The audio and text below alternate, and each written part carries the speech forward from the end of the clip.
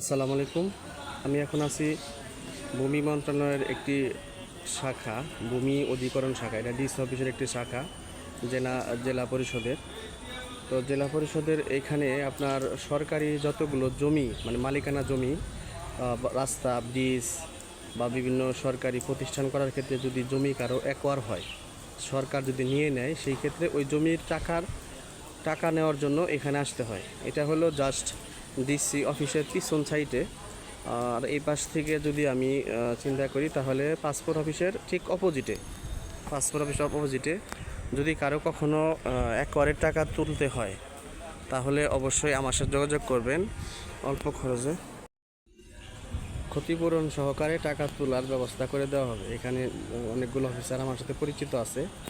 এই জন্য যদি কারো কোনো একর টাকা তোলার প্রয়োজন হয়, অবশ্যই আমার সাথে যোগাযোগ করবেন। আসসালামু আলাইকুম।